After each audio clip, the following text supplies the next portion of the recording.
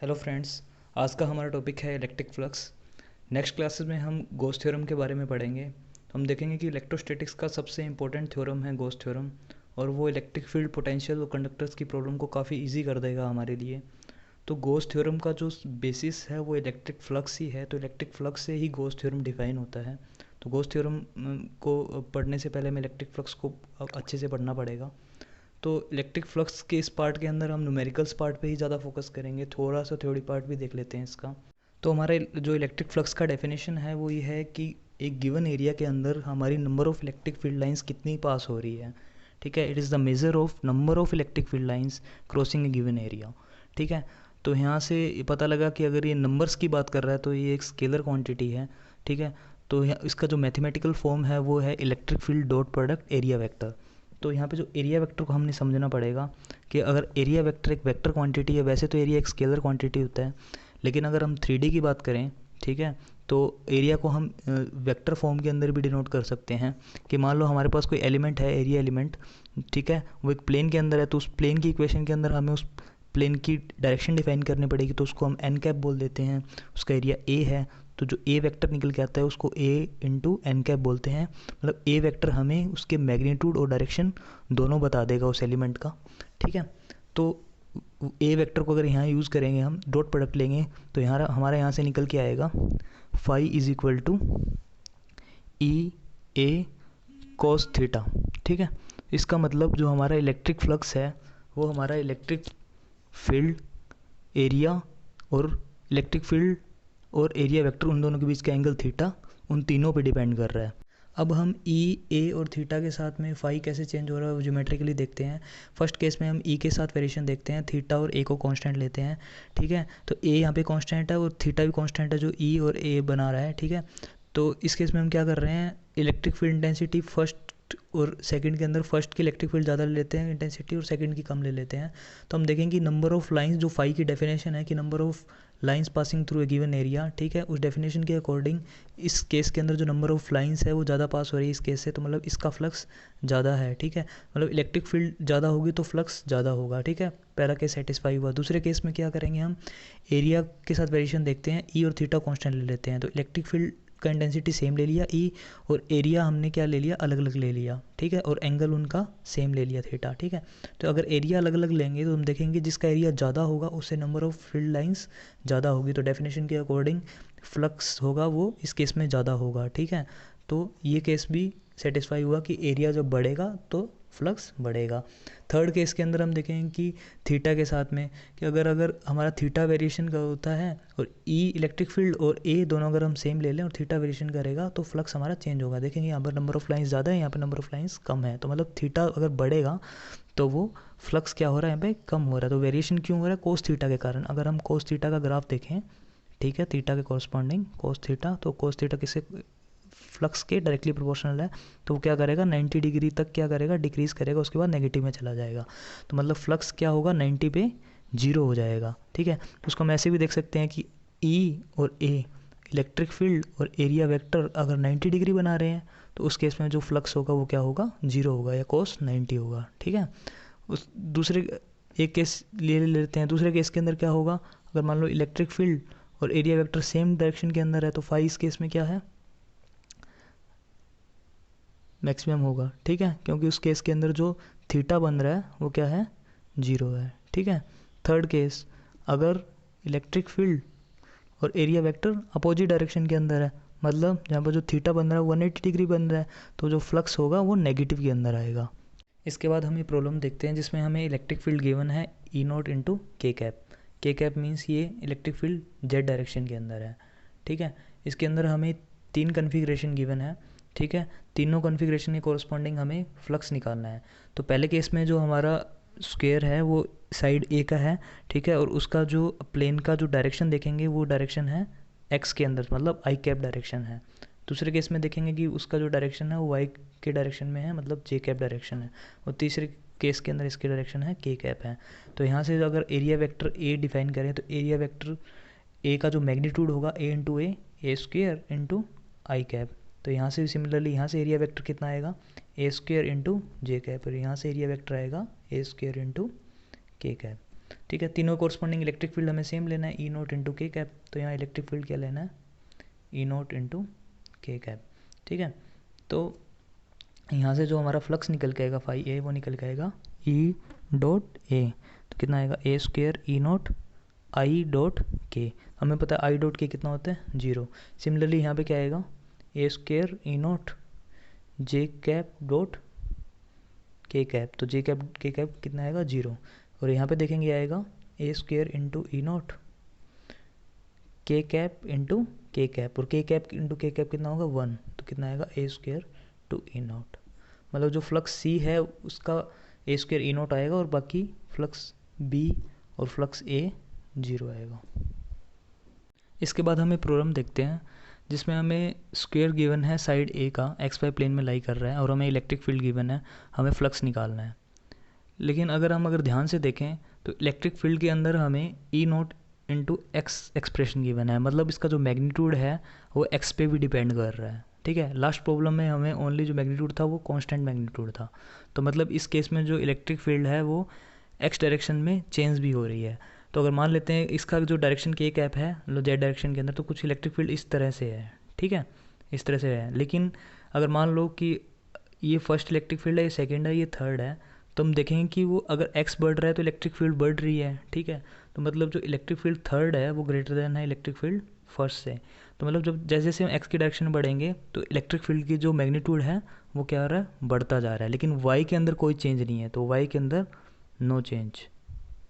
ठीक है, तो इन तरह की प्रॉब्लम्स को सॉल्व करने के लिए हमें नॉन यूनिफॉर्म इलेक्ट्रिक फील्ड, ठीक है, उसका कंसेप्ट यूज़ करना पड़ेगा। तो इसका कंसेप्ट देखते हैं, इसको किस तरह से सॉल्व करेंगे। तो अगर हमारे पास अगर नॉन यूनिफॉर्म सिस्टम हो सकता है नॉन यूनिफॉर्म इलेक्ट्रिक फील्ड भी हो सकती है, नॉन यूनिफॉर्म एरिया वेक्टर भी हो सकता है। तो उस केस में हमें क्या करना है, कोई भी सरफेस गिवन है तो उसका हमें छोटा सा एलिमेंट लेना है डी ए। तो उस डी ए के कोरस्पॉन्डिंग हमारा डी ए वेक्टर होगा। तो कोई भी इलेक्ट्रिक फील्ड है, मान लो नॉन यूनिफॉर्म थीटा एंगल बना रही है, तो थीटा वेरी भी कर सकता है। ठीक है, तो यहाँ से जो फ्लक्स की डेफिनेशन से हमारे पास जो फ्लक्स निकल के आएगा डी फाई, ठीक है, वो निकल के आएगा ई डॉट डी ए। ठीक है, स्मॉल फ्लक्स। तो अगर दोनों साइड अगर इंटीग्रेट करेंगे तो फाई निकल के आएगा integration E dot D A. ठीक है, इसी कंसेप्ट को यूज़ करेंगे। ठीक है, तो यहाँ पे जो फ्लक्स निकल के आएगा हमारा वो निकल के आएगा E dot D A vector. ठीक है, तो हमें ई वेक्टर और डी ए वेक्टर निकालना है। ई वेक्टर हमें गिवन है, डी ए वेक्टर निकालना है। तो हम देखेंगे कि जो अगर हम इस स्मॉल एलिमेंट को कंसिडर, इस साइड को कंसिडर करें, स्क्वायर को, जिसकी साइड ए गिवन है, ठीक है, तो एक्स डायरेक्शन के अंदर हमारी इलेक्ट्रिक फील्ड चेंज हो रही है, लेकिन वाई डायरेक्शन के अंदर कोई चेंज नहीं है। तो हम एक एलिमेंट लेते हैं, ठीक है, जिसका वाई कॉम्पोनेंट कॉन्स्टेंट है ए, लेकिन जिसका एक्स कंपोनेंट है वो वेरी कर रहा है, उसको हम डी एक्स एलिमेंट ले लेते हैं। ठीक है, तो इस डी एक्स एलिमेंट का जो एरिया होगा, एरिया का मैग्नीट्यूड कितना होगा, इसका मैग्नीट्यूड होगा डी एक्स इंटू ए। ठीक है, साइड इंटू साइड। ठीक है, तो और इसका जो अगर एरिया वेक्टर जो डिफाइन होता है वो होता है मैग्नीट्यूड इंटू डायरेक्शन। अगर इस एरिया एलिमेंट की अगर हम डायरेक्शन देखें तो ये अगर ये एक्स वाई प्लेन के अंदर है तो इसकी जो डायरेक्शन होगी वो किसकी, जेड की डायरेक्शन के अंदर है, तो इसकी जो डायरेक्शन होगी वो होगी के कैप में। तो जो यहाँ से डी ए वैक्टर निकल के आया वो आएगा डी एक्स इंटू ए, इसका मैग्नीट्यूड होगा और इसकी डायरेक्शन होगी के कैप। ठीक है, सिमिलरली इलेक्ट्रिक फील्ड हमें गिवन ही है, इन दोनों का यूज़ करके हम यहाँ पे वैल्यू पुट करेंगे तो हमारा फ्लक्स निकल के आ जाएगा। तो फ्लक्स आएगा E naught x d x into small a into k cap into k cap. तो k cap into k cap तो 1 हो जाएगा। तो देखेंगे यहाँ से निकल के आएगा E naught x into d x into a, constant quantity बाहर, एक्स इंटू डी एक्स। तो लिमिट कहाँ से लगाएंगे, एक्स वेरी हो रहा है 0 से लेके ए तक, तो 0 से ए तक लिमिट लगाएंगे। तो हमारे यहाँ से निकल के आएगा E naught a cube by 3। Next problem में हमें इलेक्ट्रिक फील्ड गिवन है E naught into j cap. ठीक है, और एक क्यूब दे रखा है साइड ए का। तो इसके 6 सरफेस हैं, उसके 6 के 6 सरफेस पे हमें फ्लक्स निकालना है। ठीक है, तो हमें पता है कि अगर इलेक्ट्रिक फील्ड और ए कैप एरिया वेक्टर दोनों अगर 90 डिग्री पे है तो उस केस में जो फ्लक्स होगा ई ए कोस 90 मतलब जीरो फ्लक्स होगा। ठीक है, तो देखते ही बता सकते हैं कि इसके जो क्यूब है, तो क्यूब के अगर हम एरिया वेक्टर देखें हर सरफेस के, ठीक है, तो इसके जो साइड वाले सरफेस के कुछ इस तरह से होंगे, आउटवर्ड डायरेक्शन के अंदर होंगे। ठीक है, तो देख के पता लग सकता है कि जो इसके 4 सरफेस हैं, अपवर्ड, डाउनवर्ड और फ्रंट वाला और बैक वाले, ठीक है, तो इन चारों सरफेस का जो एरिया वेक्टर है वो इलेक्ट्रिक फील्ड के साथ में, क्योंकि इलेक्ट्रिक फील्ड की डायरेक्शन वाई कैप के अंदर है। ठीक है, तो इलेक्ट्रिक फील्ड के साथ में चारों वेक्टर क्या कर रहे हैं, 90 डिग्री बना रहे हैं, तो इनका फ्लक्स क्या होगा, जीरो होगा चारों सरफेस से। तो सरफेस 4, सरफेस 3, फ्रंट का सरफेस 5 और बैकवर्ड का सरफेस 6, इनका फ्लक्स क्या होगा, जीरो होगा। ठीक है, देखते ही बता दिया। बचे फर्स्ट और सेकंड सरफेस, उनका निकाल लेते हैं। तो सरफेस फर्स्ट का अगर हम देखें तो सरफेस फर्स्ट का जो एरिया वेक्टर होगा उसका डायरेक्शन नेगेटिव वाई डायरेक्शन के अंदर होगा। ठीक है, तो मतलब नेगेटिव जे कैप डायरेक्शन के अंदर है, और उसका जो ई है वो इस डायरेक्शन के अंदर है। ठीक है, तो यहाँ से जो फ्लक्स निकल के आएगा वो निकल के आएगा ई ए कोस, क्योंकि एंगल कितना होगा 180। ठीक है, तो माइनस ई ए, तो ई की वैल्यू यहाँ पे मैग्नीट्यूड वाइज कितनी है, ई नॉट। ठीक है, और एरिया कितना होगा इसका, साइड ए गिवन है तो इसका होगा ए स्क्वायर, तो इतना फ्लक्स आया। ठीक है, इस सरफेस से अगर हम देखें similarly E A cos zero, क्योंकि इसका एन इस डायरेक्शन में, ई भी इस डायरेक्शन के अंदर है, तो इसका फ्लक्स कितना आएगा, ई नॉट ए स्क्वायर। ठीक है, अगर मान लो इस क्वेश्चन के अंदर हमें, ये तो इसका सॉल्यूशन है। ठीक है, अगर मान लो इस क्वेश्चन के अंदर हमें इलेक्ट्रिक फील्ड कुछ E naught into y into j cap होती, मतलब वाई डायरेक्शन के अंदर ही होती इलेक्ट्रिक फील्ड और वाई डायरेक्शन के अंदर ही वो नॉन यूनिफॉर्म होती, तो उस केस में हमारा क्या आता, तो उस केस के अंदर भी जो 4 सरफेस थे उनका तो जीरो ही आता, ये रिजल्ट तो सेम ही रहता, लेकिन जो सरफेस फर्स्ट और सरफेस सेकंड था उन दोनों के रिजल्ट बदल जाते हैं। ठीक है, सरफेस 1 पे क्या होता, सरफेस 1 पे उस टाइम में जो इलेक्ट्रिक माइनस जे कैप डायरेक्शन रहती और ये इलेक्ट्रिक फील्ड रहता 180 डिग्री सेम रहता, फाई कितना होता, ई ए कोस 180। ठीक है, लेकिन इलेक्ट्रिक फील्ड की वैल्यू कितनी होती, ई नॉट इंटू वाई, इस प्लेन के ऊपर वाई की वैल्यू क्या थी, ए। ठीक है, तो वो होती ई नॉट इंटू ए, और एरिया ए स्क्वायर, तो और यहाँ का -1, तो ये आता minus E naught a cube. ठीक है, सिमिलरली जो फाई सेकेंड सरफेस के लिए आता फाई 2, वो निकल के आता ई नॉट ए क्यूब प्लस का। ठीक है, तो non uniform electric field case के अंदर भी हम ये प्रॉब्लम सॉल्व कर सकते हैं। इसके बाद हम काफ़ी इंपॉर्टेंट प्रॉपर्टी देखते हैं फ्लक्स की। ठीक है, कि अगर कोई क्लोज सरफेस है तो अगर और हमारी इलेक्ट्रिक फील्ड यूनिफॉर्म है, तो उस केस के अंदर जो हमारा नेट फ्लक्स होगा उस सरफेस से, ठीक है, क्लोज सरफेस से, तो वो जीरो होगा। जैसे कि हमारे पास गिवन है, अगर कोई स्फेरिकल है या क्यूबिक है, इन जनरल कोई भी शेप है, तो उससे जो इलेक्ट्रिक फील्ड अगर यूनिफॉर्म है हमारी, तो जो नेट फ्लक्स होगा वो जीरो होगा, मतलब जो इनकमिंग फ्लक्स होगा वो is equal to outgoing flux होगा। ठीक है, इस केस के अंदर। ठीक है, लास्ट एग्जांपल में भी हमने देखा था कि लास्ट एग्जांपल के अंदर जो हमारा जो क्यूब था वो एक यूनिफॉर्म इलेक्ट्रिक फील्ड के अंदर था, तो इस सरफेस बाकी सभी सरफेसेस से जो फ्लक्स था वो जीरो था, और इस सरफेस का फ्लक्स मैग्नीट्यूड वाइज इक्वल था लेकिन डायरेक्शन वाइज अपोजिट था। ठीक है, तो इसका जो फाई नेट आता वो भी जीरो आता। ठीक है, तो हमेशा क्लोज सरफेस के अंदर अगर इलेक्ट्रिक फील्ड के अंदर अगर क्लोज सरफेस है तो हमेशा जो फ्लक्स आएगा वो जीरो आएगा। ठीक है, दूसरा पॉइंट देखते हैं, अगर हमारे पास अगर मान लो कोई इन जनरल कोई भी शेप है और हमें उनका इनकमिंग इलेक्ट्रिक फील्ड गिवन है। ठीक है, तो हमें आउटगोइंग फ्लक्स बताना है। मान लो ये कि अगर ये जो सरफेस है ये हमारा ओपन है। ठीक है, तो ये अगर ये ओपन है तो इस क्लोज सरफेस के लिए हमें फ्लक्स निकालना है। ठीक है, तो इस केस के अंदर हम ये देखेंगे कि जो हमारा फॉर्मूला होगा फ्लक्स का होगा phi is equal to electric field into area of projection.